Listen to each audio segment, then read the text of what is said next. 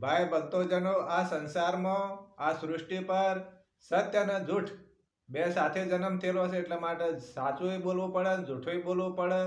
જેવું કાર્ય હોય એવું બોલવું પડે. દાખલા તરીકે કોકનું સારું થતું હોય તો આપણે જૂઠું બોલી અને એનો જીવ બચાવી લેવાય.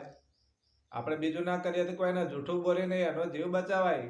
કોઈ પ્રાણી હોય, કોઈ પશુ પંખી હોય, ગમે તે હોય, કોઈ ખરાબ કાર્ય કરતું હોય, કોઈ બેન દીકરી હોય, એને જૂઠું બોલીને જો એનું સારું થતું હોય તો એને જૂઠું બોલી એને બચાવી લેવાય.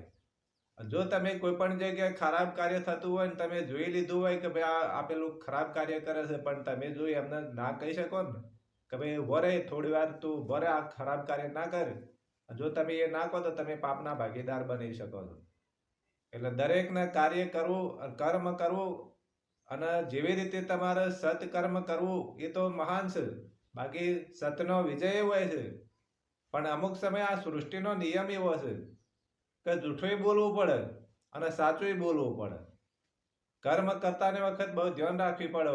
સાચું જૂઠું આ જન્મ તો હાથે જ આપેલા છે, એટલે ભગવાને જે વિચારીને બનાવ્યું કે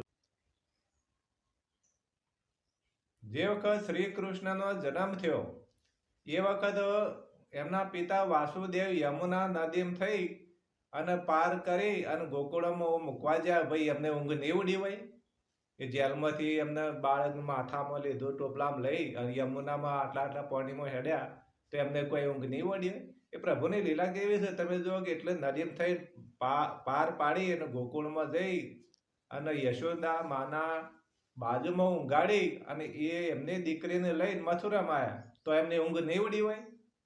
પણ એમની લીલા એવી છે, એ યોગી માયાના પડદા પણ યાદ ના રહ્યું એમને. પછી એમના ગુરુએ ગર્ગ ઋષિ જે હતા ને એમને કીધું વાસુદેવને કે તારો બાળક તો યશોદા પહાણ મોટો થાય છે, પણ એક શરત કે તું કોઈને કહેતો ના. એ ગર્ગ ઋષિએ એ વખત કીધું કે કોઈને કહેવાનું નહીં કે આ કંસ વાપરી જાય ને તો એ બાળકને મારી નાખશે.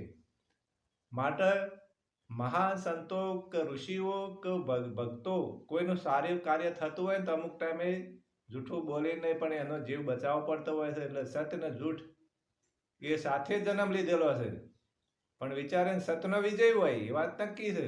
જેવું કર્મ કર્યું હોય, ધારો કે જૂઠાનું કાર્ય ખરાબ હોય તો એનું ખરાબ પરિણામ છે, એ વાત સત્ય છે, નક્કી છે. પણ જ્યાં સુધી દાખલા તરીકે આ નરેન્દ્ર મોદી રહ્યો એવું વિચાર્યું હોય કે ભાઈ ચાની કેટલી ઉકાળીને ચા જ પાપા કર્યો ને એને સત્કાર્યો ના કર્યો તો વડાપ્રધાન ના થઈ શકે. એ વડાપ્રધાન થઈ શકો ભાઈ? એમને સદ કાર્યો કરીએ, એવા કર્મ કરે કે